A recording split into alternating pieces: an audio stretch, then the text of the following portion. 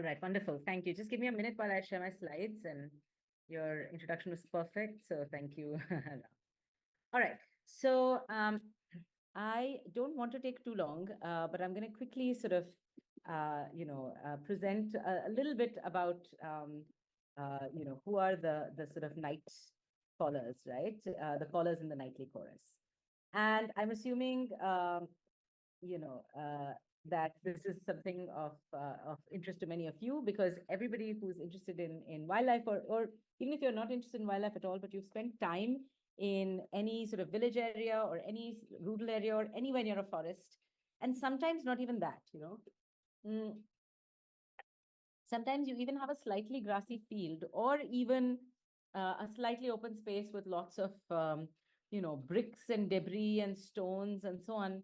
You will hear something chirping at night, right? And everybody knows that that there's something chirping at night, but often people are not sure what that is. So let me sort of quickly explain, who is calling and why they're calling and so on. Okay, let me try to quickly share my slides. All right, can all of you see? Yes, yes. Excellent. Okay, so I'm just going to check if I've missed anything. So, all right. So often, if you try to track these callers in the middle of the night, and actually there's a really beautiful video I was hoping to show you from my phone, but wasn't able to port it into this quite in time. But it was literally a video where last night somebody was calling. Um, um, there was some animal calling from a bush, and we tried to, locate the animal. And let me quickly, well, let me see if I can just show it on my phone, like in this kind of video, and then you might get a sense of what we were doing, right? So it looks pitch dark, right? Because there's nothing you can see. It's completely dark, the video, but you hear this chorus of callers. And then actually my phone died, and we ended up recording who the caller is from my student's phone. And that's essentially what we do at night, right? We go out, we listen to the callers, and then we just try and track where they are. And it's very simple. You move your head in the direction of the call. These calls are very, very directional. So in one direction, you'll hear them very clearly. That's where the wings align. And I'm going to show you how these animals produce the call, and how we see the calls work. So basically, the animals who are largely calling at night, there are frogs, um, birds largely call during the day, frogs call during the night and day. So during the monsoon, if you hear a bunch of like, or like whoa, whoa, whoa kind of sounds, those are frogs. Okay. But the ones that are going or chip, chip, chip, chip, those are all crickets. And you can see crickets on the left side of this. Okay. And crickets are similar to, but not the same thing as grasshoppers. Okay. They're in the same family. They're called Orthoptera. Okay. But crickets, so in the old days in classical biology, the names actually used to be easier to keep track, because locusts and grasshoppers are the ones on the right. They look like they have short horns, right? So they used to be in older terminology called short-horned grasshoppers or short-horned locusts, and crickets used to be called long-horned, because cricket antennae are so long that they often cover almost all of the body. So as soon as you look at a cricket or bush cricket, you will very quickly get a sense of its distinctness from a grasshopper. So if you see an animal with sort of as much of an antenna as the size of kind of the head, that's a grasshopper or a locust. And if its antenna is very long and covers almost all of the body and not very thick and pointy, that is a cricket or a bush cricket. And essentially, crickets, the word cricket usually refers to crickets on the ground, but there are crickets on trees. Those are called bush crickets. Then it's also slightly confusing because the things that are technically called tree crickets are not bush crickets. Okay, so there are different, let's just say, groups within crickets, but they all produce the sound the same way. And locusts and grasshoppers produce sounds in a different way. So locusts and grasshoppers, actually, I should show you videos of all of these as well. They produce sounds through rubbing their legs together, right? So they rub, actually, you know what? I am going to show you that video because I know exactly where it is. And I would really like you to see it. Okay, here we go.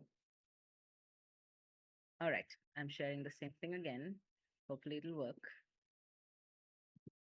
Okay, so hopefully you can kind of see, at least in this one,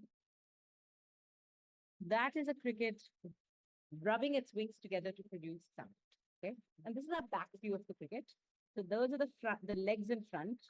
That's the in the back of the cricket are what are called anal circi. They're very air vibration sensitive sensors at the back of the animal. And you're looking at a back view of the wings rubbing together. And you can see the rate at which the wings are moving correlates with each chirp of the sound, right? So going, purr, purr, purr, purr, purr. And this is a sexual advertisement. That, in this case, is a male cricket signaling presence. And this cricket was found by a female cricket. In some species, it's not necessary in all species that males call and that females listen. Females will also call sometimes, but that varies a little bit from species to species. Okay, so yeah. So here are bush crickets in contrast to ground crickets. The earlier video you saw was of a ground cricket. Here is what a bush cricket looks like.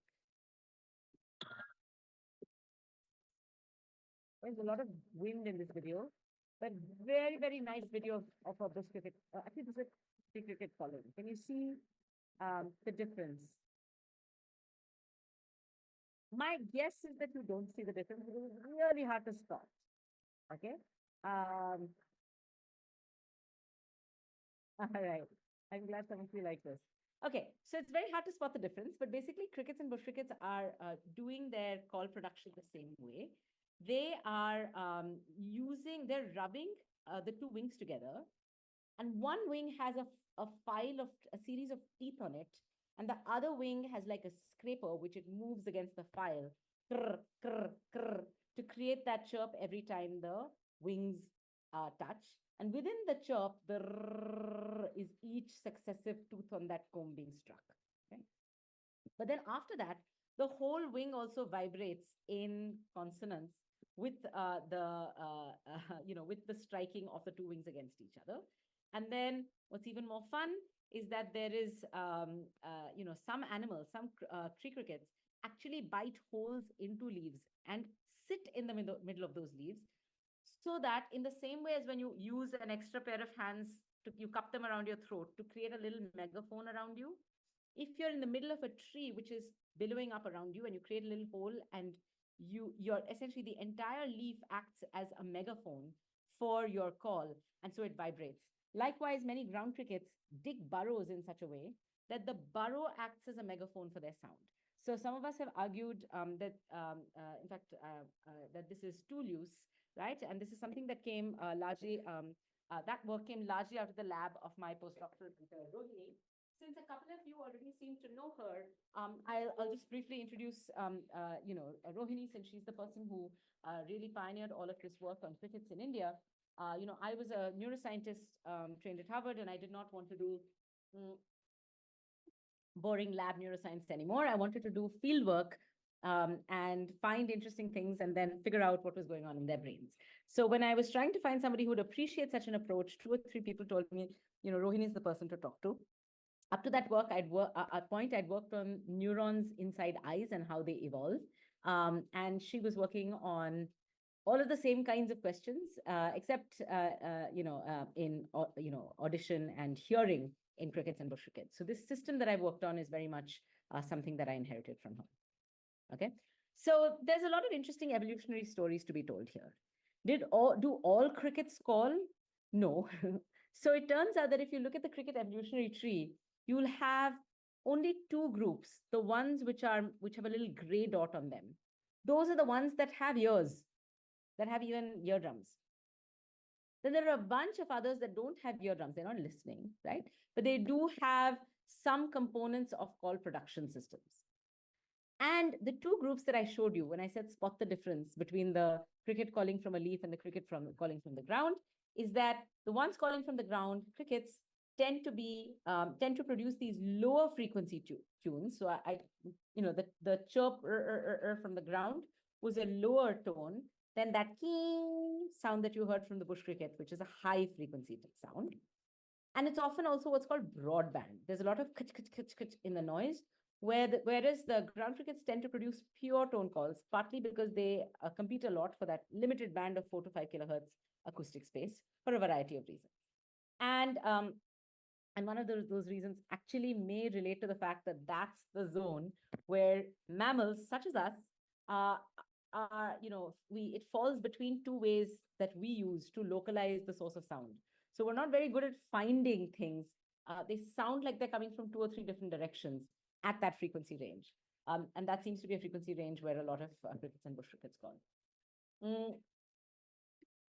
And if you've ever wondered whether mammals are hunters of crickets, you just have to watch a dog or a cat when a cricket is calling, and they also try to hunt them. Which is why you should never have a dog or cat around you when you go cricket hunting, because they eat the animals you're trying to study. Okay, so I hope everyone's clear on how the sound is produced. It's like a scraper on one wing and a file on the other wing. Okay, so who are these callers, right?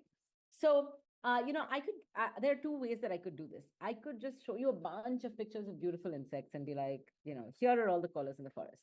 But I want to focus on 2 or 3 where we found really cool stories about them and weave the story. And then, of course, there's plenty more animals to find and to weave stories around. And I can show you an endless plethora of pretty insect photos. Okay, so this is one animal that I completely has my heart, right? This is one of the first animals I worked with, and this was work that I did when I was in Rohini's lab. This beautiful picture was taken by Sharad, who I think has also now made a movie about this animal. So this animal is called Onomachus uninotatus. It's also called whistler, colloquially in the lab. This is the animal that I worked on for my postdoc, and it's just absolutely gorgeous with these wings. It lives, poops on, mates on, reproduces on, lays eggs in the jackfruit tree entirely. And so you cannot culture this animal or keep this animal with you unless you have a jackfruit tree around, which was a little bit of a challenge for us in rural Haryana, but we eventually found a nice jackfruit tree. And these animals, they're those beautiful wings of theirs, these are called pseudo-philine crickets, because pseudo like false, philine like leaf. So these are called false leaf katydids because their wings look exactly like the leaves that they sit on. And if you see a new jackfruit leaf, it looks exactly like that wing of that of that animal over there. Now, I've shown you where the sound is produced by wings rubbing against each other, whereas for locusts and grasshoppers, if you've ever seen them produce sound, it's by rubbing the hind wings against the rubbing the hind legs against either each other or against the hind wing. They also listen differently. So the eardrums of locusts and grasshoppers are on their abdomens, right, on their tummies, basically. But for crickets and bush crickets, the eardrums, their ears are on their kind of forearm, sub-elbow kind of region. Okay, so imagine you are like this, right, sitting like this, and that's where one ear is, and that's where another ear is. One obvious advantage of this arrangement actually is that the further away your ears are from one another, the better they get at directional hearing. Why? Because if somebody is over there, the sound from that person is going to reach this ear first and this ear later. That difference in timing is something that we often use to figure out where calls are coming from. And these animals are both producing calls and trying to find each other through calls. So one serious cognitive challenge they face is, how do I find where the source of sound is coming from? So it helps that they have the ears are on the parts of the body that are maximally far spread out, which is the legs, the forelegs. The interesting thing is, if you CT scan the ear, which is what we've done on the top right over here, that kind of granular image, you can kind of see the arrows pointing to, there's a central membrane, but 2 side membranes. And that's on the right is an actual close-up photo of the ear, right? There's a center, so it looks a little bit like our ear. There's like a pinna-like structure, like a round thing, and then there's a stem. But as you can see, it looks like 2 pinna-like structures. And sure enough, there are 2 eardrums per ear. We have 1 eardrum per ear. So if you were a cricket, imagine your life would consist of ears out at your elbows, right? You're standing on your legs like this, right? And the ears are out here, and each ear has 2 eardrums. So we've done a bunch of fun work on the crickets, including figuring out what those 2 eardrums do. Behaviorally, we also try to understand what the calls mean. So, for example, actually, there it is. That is the call of this animal. Okay, beautiful pure tone call. Now, if you're paying attention, although it's quite difficult too, because it can be slightly confusing at first, this is a pure tone caller, but it's a bush cricket. So if you kind of remember, I had said that the pure tone low frequency callers are on the ground, and the high frequency broadband callers tend to be in the sky. So this is and in the canopy. So this is basically a canopy animal, which sits at the very top of jackfruit trees most of its life, except for a short period of time when you can catch them in the lower realms. But these animals, this fieldwork was largely done around the Kudremukh area. Not inside because of a lack of permits, but in the villages around. And there, if you like near the forest, I don't know if you've seen jackfruit trees in the forest. Jackfruit trees in somebody's yard are like cute chutku trees, because they're typically very young.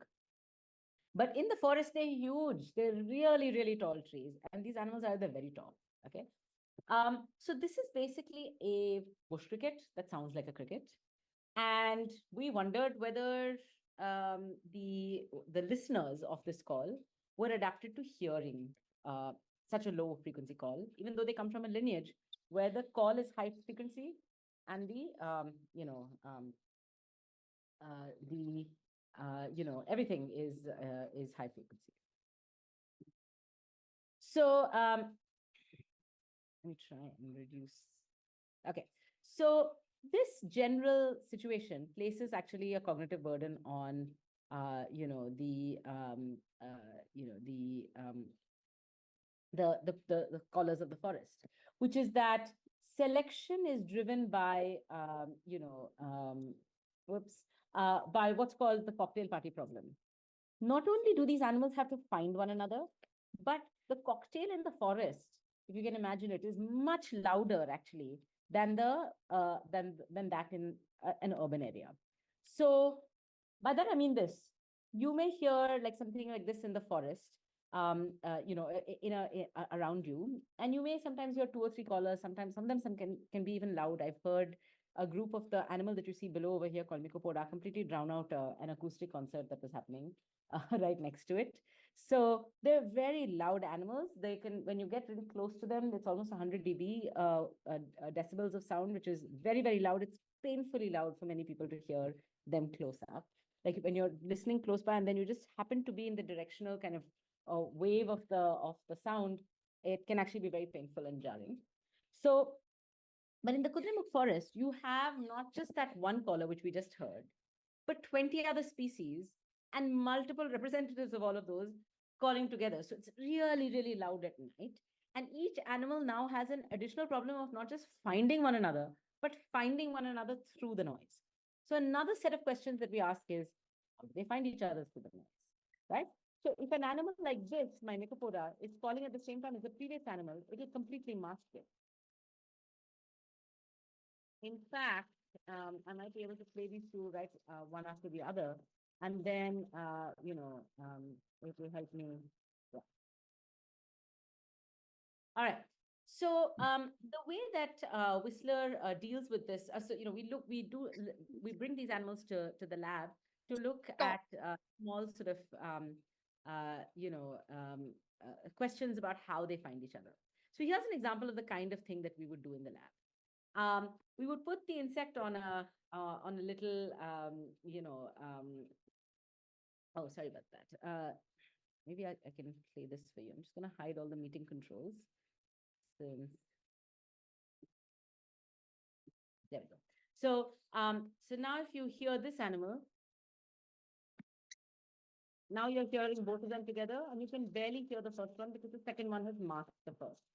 So that's the problem that these animals face. Okay. I am just quickly going to share the calls again. Sorry about that. Okay. And I won't say the whole video, just so, first of all, can all of you hear the sound? And secondly, can you see the correlation between sound and excellent? Okay, fine. So I'm just going to forward, right?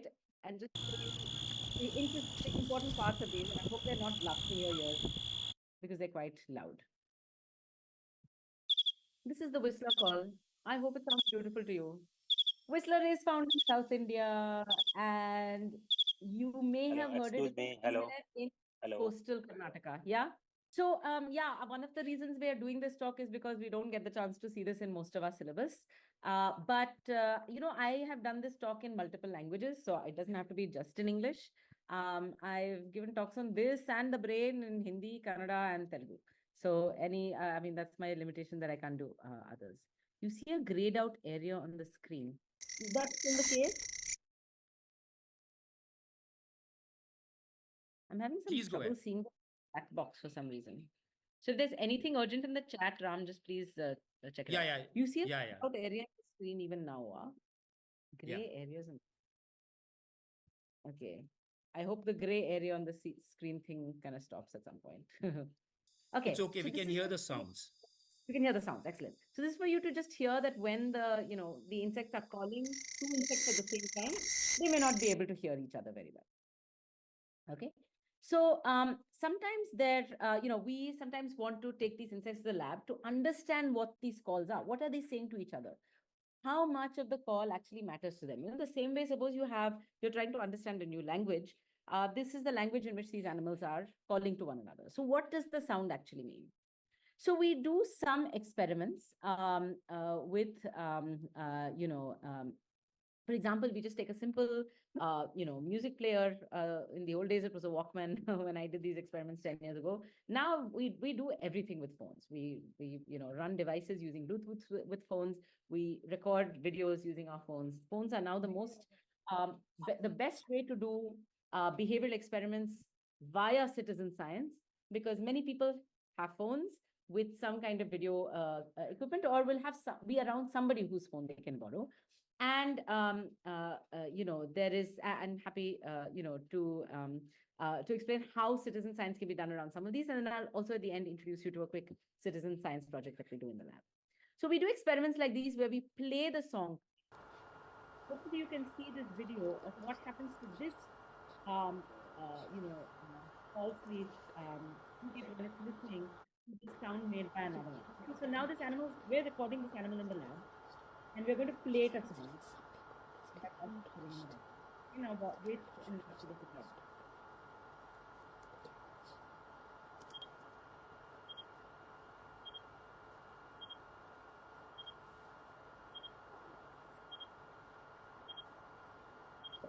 Okay, so this was a very surprising behavior.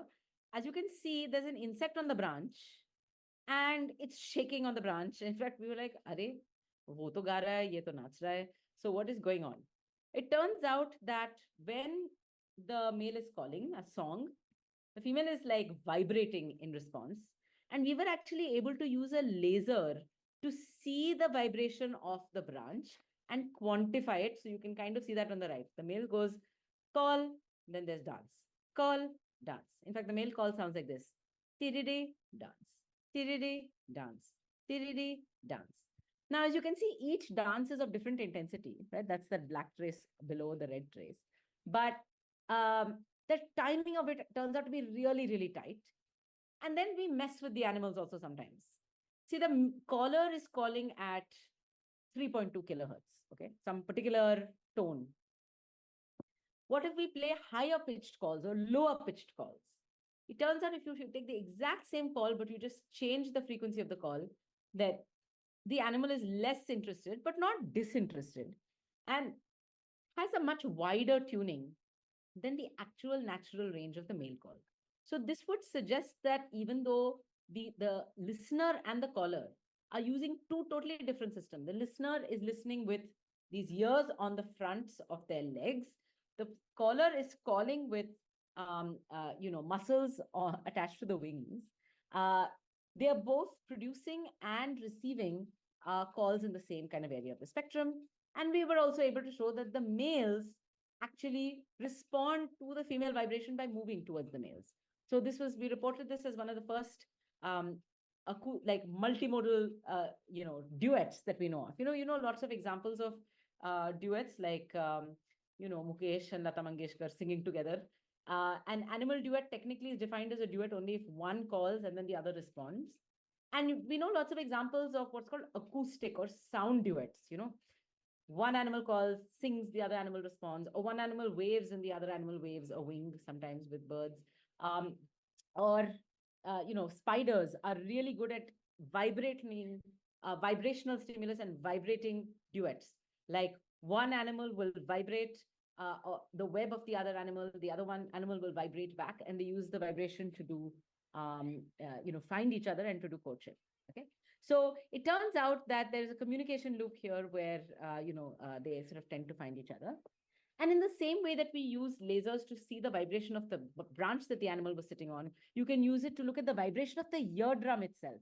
So what you can see here is the foot of the animal. And if you can kind of recognize that ear like it's there, what we can do is we can play a song. And when we play a song, that makes the eardrum vibrate, and then we can watch the eardrum vibrate.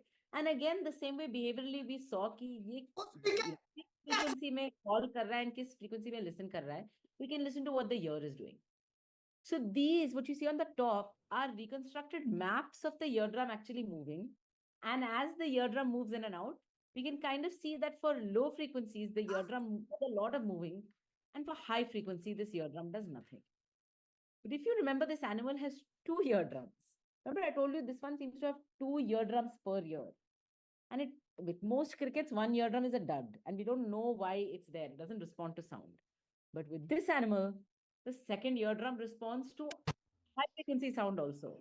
So these animals basically have one ear, one inner ear, but two eardrums. One eardrum is only listening to that same species ka call. The other eardrum is listening to everything else. This is how this animal solves what's called the cocktail party problem, which is in a cocktail party, or in our case, a crowded marketplace, if everybody starts talking at the same time, it can become loud enough that you can't hear the person next to you. Often you're looking at them and lip reading to try and understand what they're saying. So the same way, these animals seem to be following various, various strategies which involve, for example, listening with two different ears to two different types of calls. Okay, and in fact, the point at which the animal's ear loses sensitivity to low frequency sounds is the exact line that separates that red arrow pointing to Whistler from all of the other callers in that forest. Okay, so basically we see a nice relationship in the lab between like structure, behavior, and ecology. Okay, so like the how does the ear work, how does the behavior work, and how does it matter with respect to the ecology of the animal? And for one animal in this forest, that one that was pointed to by the red arrow, you can see very nicely how it has dealt with the problem of so many other callers in the forest, because it's on one end of the call range of call frequencies. It just filters out all the others into a second ear. So just to get back to the field, that was my postdoc work. What do we do now? In the lab, we continue to work in coastal Karnataka and Kerala. Our lab is located in Ashoka University in Sonipat, which is a fairly deforested industrial zone. And we try to work on the remaining crickets that are here before the rest of this place gets completely destroyed. Coastal Karnataka and in Meghalaya. And the place where we've done most of our field work since then is Meghalaya. And this is our field station, actually in a place called Maulinong. And graduate student RNE, gathered data from all of the callers in the forest near here and found almost 37 different call types, most of which I'm not going to share with you. So this is just to say, we found new whistler-like animals, like this one. That one. This one, which looks very much like cricket, like a whistler, but morphologically is different. That's right, the sound. And um, and yeah, a whole host of other animals that we found in these places, beautiful animals. We also managed to discover 3 new species. We were very excited. कि मतलब I never, बचपन में you're like, हाँ एक दिन में नया species मतलब मेरे को दिख जाएगा. But you never think it will happen, no? But actually, yeah, there's so much undiscovered biodiversity. So if you join us anywhere, there's any part of India, remote part of India where you live, and you're hearing new sounds in the field, please send them to us. You may well be the discoverer of a new cricket. So we found one new species of this animal called Hexacentris, which is actually a cricket which eats other crickets. One in Ashoka, one right outside Ashoka, which we call Hexacentris tidde. Tidde is like one of the words that people use for grasshoppers. The other one is jingur. Grasshoppers and crickets in the area. And this was the version of Hexacentris that we found in Meghalaya. And these animals produce very like sharp buzzing noises, buzz, buzz, like that. So this is today the simplest call. And it almost sounds like a mechanical motor. In fact, the first time we heard this in real life, it really sounds, like you'll hear those stars in those electricity wires humming. And it really sounds exactly like that. It sounds like a mechanical hum. This is how Exocentris Ashoka sounds.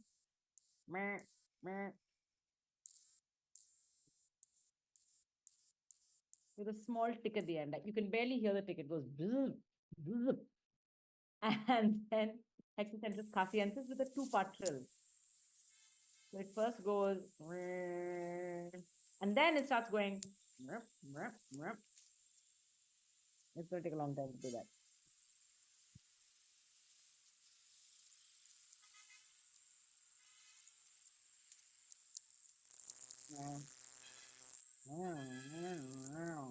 Okay. Interesting animal. So we've characterized all these animals, like looked at various body parts to do their classification, and very exciting to find 3 new species. And then we also found a bunch of new species of this animal called Mycopoda in another part of Meghalaya called Nokrek, which is not in the Khasi Hills, which is roughly where Mollynog is, but in the Garo Hills. And this is a picture also taken by Arnie, my grad student who went there. This is common Mycopoda. Now, I'm hoping that any of you in India at some point may not have seen this animal, but you will have heard this animal pakka, and you can probably find it. This is the time. This is the monsoon. A day after it rains, that's the time. Last night I went out and I heard a bunch of these for the first time in Sonipat for this year, this season. Okay, I like this video because it's a really clean video. You can really see the animal making how it's making the call. Each chirp is the wing running against each other. We found 5 different call types. These are videos from the field in Mycopoda, of Mycopoda calling. Okay, so I'm going to play them one by one so it's less confusing. But this is how it sounds in the field, all of them calling at the same time. Okay, so that's one, which we call fast chopper. There's a trill, which just goes continuously. Then there's a couple more. Anyway, so this is what they look like. Actually, don't pay attention to the difference between green, brown, etc. Even one calling type will have all of these different colors within it. So the color actually doesn't mean, color differences don't mean much. But if you look at everything else, the morphological characters, etc., we actually take samples of dead animals that we find, measure the exact dimensions of each body part. And I'm just going to play the different call types here for you. One is just this chirper. One is this call type. So when you see these animals in the field, they all look the same. Okay? The females also all look the same as one another. We don't even know whether there are differences within them. But koi ek male sirf ek gana bajega, like lifelong. And it's one of these different 5 types. This one. Then what we call with this slightly complicated call. And then this is the hard one, complex call. The call itself changes so much over the duration of 1 minute.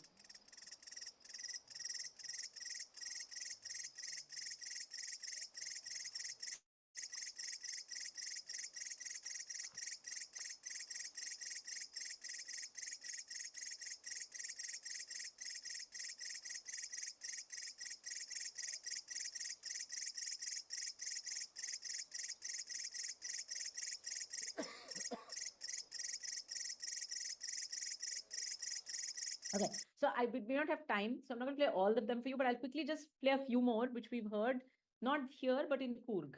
Okay, and in Coorg we hear, and by the way, some of you have said you've heard these animals. I think Sushil, you said you've heard these animals in Tripura. Any of you who heard a Mycopoda, or from now onward, if you hear any of these callers anywhere, please get in touch. I want to find out as much as I can about these animals all over the country as possible. And I'm a huge believer in citizen science. Sushil, if you can private message me about like how to get in touch with you, please do. If I can message you or something and connect with you somehow, or then that would be great. Oh, wonderful. Sugita, please also message me and tell me where you heard them, etc. Uh, where is the backyard, etc.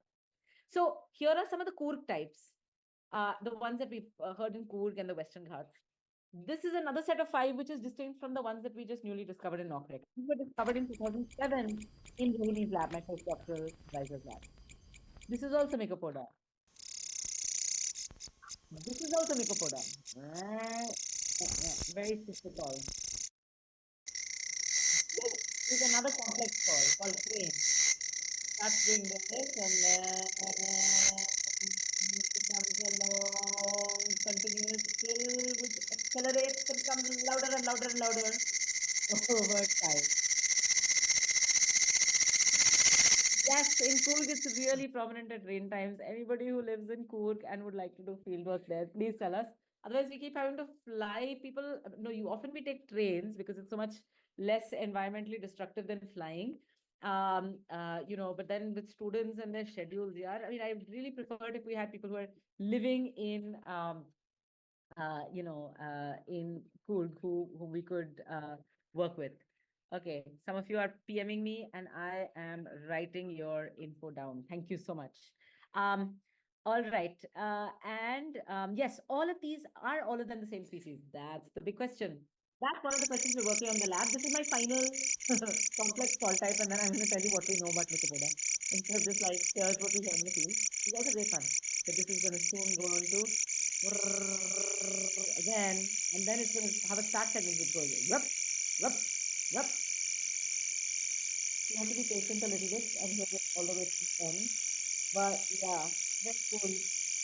Very cool call type. Now we have 10 call types, all of which look identical. Rup, rup, rup, rup, rup, rup, rup.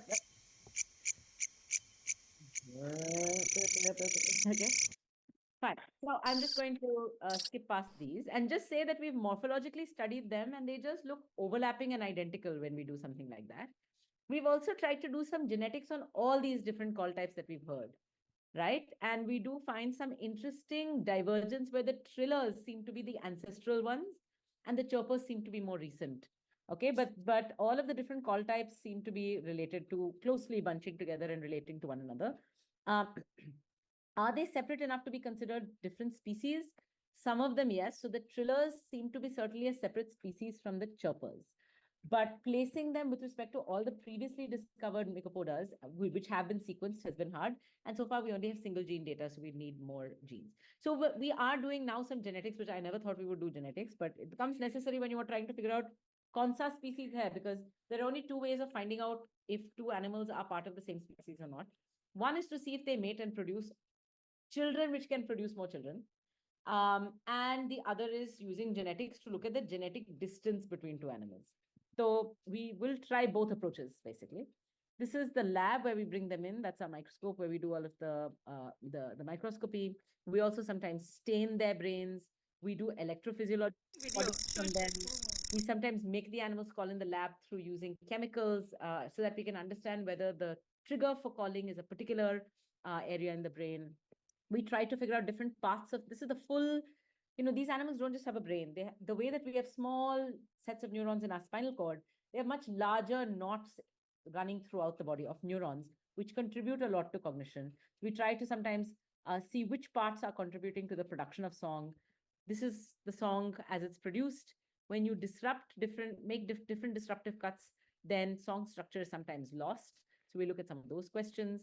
So our overall goal is to understand how songs diverge and evolve. All of these mycopoda are either recently separated species. Certainly, many of the different call types form a single species. So, but they, the question is, if you're producing a different song type from one another, are you eventually going to become different species? Because the sexual advertisement signal itself is diverging. And if there are preferences among females for one call type or another, over time you would guess that they're only mating with each with like the mating within the pool of Mycopoda becomes more selective. And if it happens, even if they're all geographically overlapping, they can undergo some kind of separation as different species.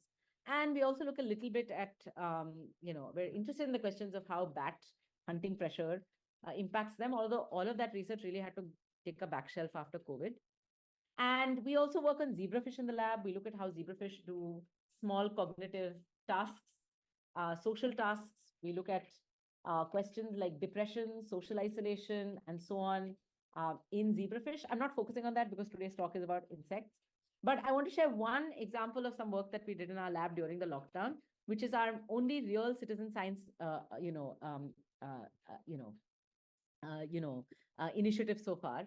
We would love to do more citizen science around the insect work, which is what I'm really hoping to connect with many of you who are interested in doing this. And I'm a believer in publishing real, all the data that are collected with due credit to everybody. And our field assistants are not for us, people who collect animals or help us figure out where animals are without due academic credit. So we want everybody who participates in data gathering to get credit for this. And you don't have to actually have even a school degree to do science. Science is just about, I think, interest, and we would like to fully democratize that process. So we are strong believers in citizen science. Anyway, let me tell you about this project. We were trying to, at one point, work with dogs right outside the university to see if we could teach them small cognitive tasks, like what is the difference between one and two. If you see a sign saying one and a sign saying two, or वो एक sign के पीछे there is one treat if they choose it, and the दो वाला sign if they choose it, then you give them two treats. Will they over time prefer two treats over one? And the short answer is, if the treat is bread, they don't care. But if the treat is chicken, they care. And they care about getting two pieces of chicken instead of one piece of chicken. And so the students figured this part out. There was also a piece of work in the literature that actually suggested this, and that gave us the chicken versus dog meat, bread idea for dogs. So we had done some work with the animals right outside campus and weren't getting a lot of results. So then the lockdown happened. Everybody was stuck at home, and they were like, "I have a dog at home. Can I do this experiment at home?" So I thought, actually, why not?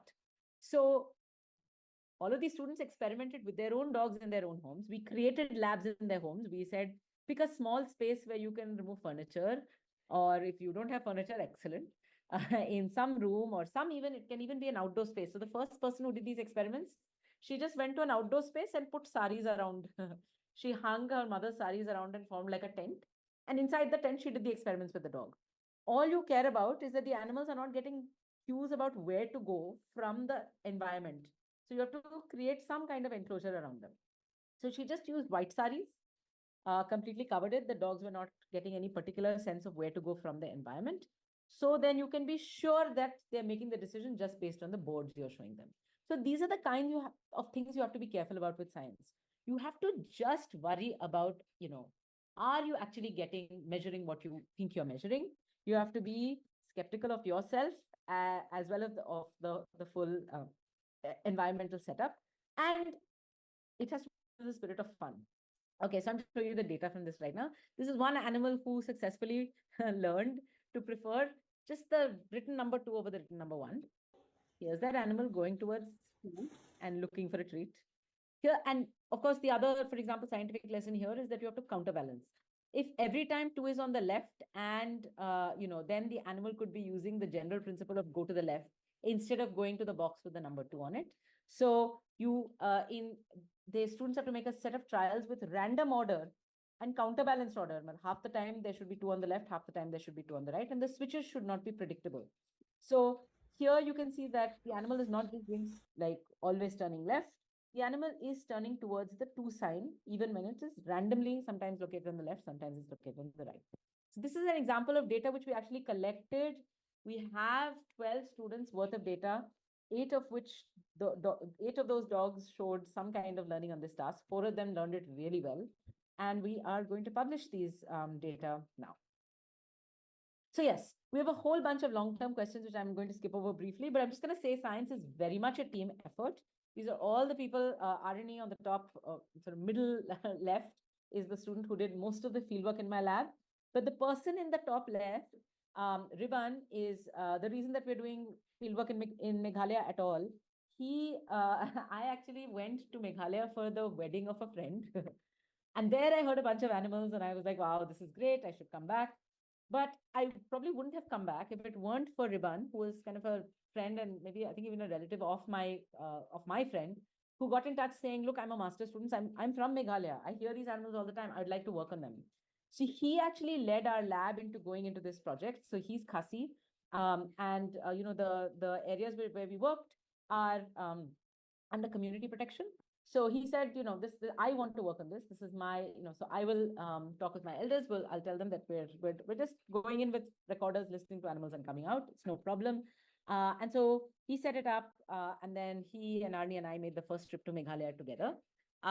Students like the other students who participated in this, Vivek on the bottom right, who does lab experiments, Sayan on the bottom right, who is from Assam and is living there and doing some of this work there.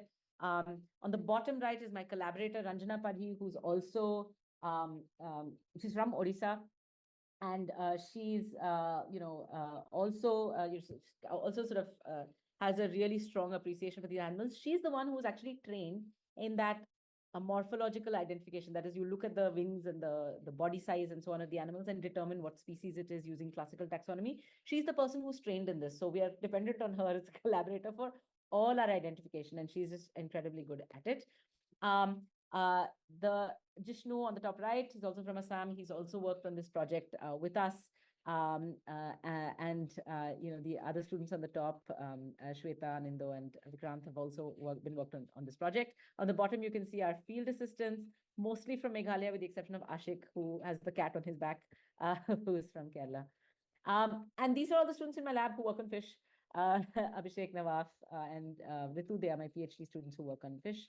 On the fish system, which I've not talked about at all here. And I'm just going to acknowledge all of the people who helped with this and say that, now we are at Ashoka, one of the largest ecology evolution communities of faculty. So please consider coming here, working with us, joining us. And I would really love it if more people come to my, we get a lot of like people who want to do molecular biology and who want to do, very kind of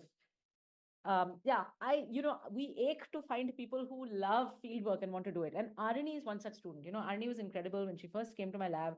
She just said, all I want to do is fieldwork, and I just want somebody who will enable me to do it. And she, to this day, if for her, having a good time is going and doing fieldwork, even if she's not gathering data. She loves being in the field. She loves these animals. It's a genuine love, and she is very good at it. So, and she's also looking for postdocs, by the way, if there's anybody who may have ideas for her. Okay, I'll stop there. Thank you very much. And I know I took slightly longer than an hour, even though I thought I would take less than. So, thank you all for listening. And I really, I love some of the chats. Oh, you've seen Arnie's poster icon. Excellent, excellent. So please, Richa, who you've recorded sounds from food and picture of larvae, please be in touch. I'm just going to put my email ID out there. Maybe I'm just going to put it on or it's on that first slide, I think. Yeah. So I'm just going to leave this so that you have, no, sorry, it doesn't have it does. bittu@ashoka.edu.in, very simple email address. And everybody who sent me any personal chats with your email address, I will get in touch. Thank you so much. And please, I hope you have lots of questions and things. Okay, I will stop talking.